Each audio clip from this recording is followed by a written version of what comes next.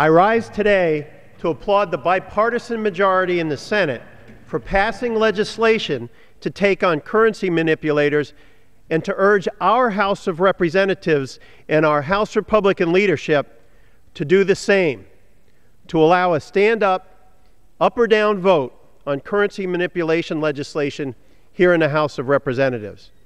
In a period of congressional gridlock, we must seize every bipartisan opportunity available to us not only to create jobs, but also to protect the good-paying jobs we already have.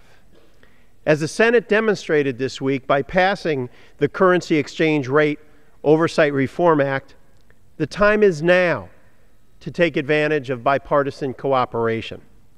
16 Republican senators joined 47 Democratic senators in voting for this legislation to counter an unfair trade practice that is hampering our economic recovery.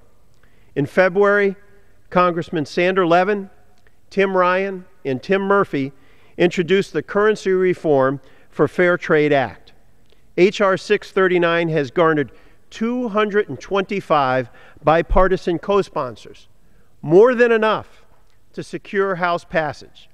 This would allow the Department of Commerce to counter imports made cheaper by currency manipulation with a corresponding tariff. A nearly identical bill passed the House of Representatives last year by a strong, overwhelming bipartisan vote of 348 to 79, both Republicans and Democrats. When countries are allowed to keep the value of their currencies artificially low, and in turn, the prices of their exports into the United States, American companies and American workers face an unfair disadvantage. Forced to compete on an unlevel playing field where competitors are able to maintain a permanent 30 to 40% off sale on their products, American jobs are lost and our trade deficit grows with countries like China. The Economic Policy Institute recently released a study, and it showed that in the last 10 years, the U.S. lost 2.8 million jobs, including nearly 62,000 jobs in my home state of Indiana, as a result directly of the expanding trade deficit with China. Many experts agree countries like China that manipulate their currencies are damaging the U.S. economy. Fed Chairman Ben Bernanke recently expressed concern that the Chinese currency policy is blocking what might be a more normal recovery process in the global economy. And he stated it is to some extent hurting the United States recovery.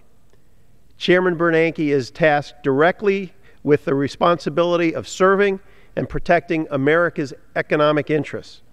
He recognizes the impact that Chinese currency manipulation is having on our economy. It is long past time for this House of Representatives to do the same. After the Senate expressed interest in considering S. 1619, China immediately went on the offensive, issuing threats and saying such legislation could spark a trade war. Though China's comments are disappointing, they are not unexpected. And Congress should not shy away from doing what is in America's best interest. That is our job. China's unfair currency policies have cost millions of Americans their jobs. And I believe inaction on this issue is dangerous to our economic recovery and continues to put at risk hundreds of thousands of additional American jobs. When I travel around my district, I hear from small businesses and manufacturers on this issue, and they never ask for Congress to guarantee their success. All they want is a fair fight, for the rules to be the same. And I believe, given a level playing field, American businesses will win every single time.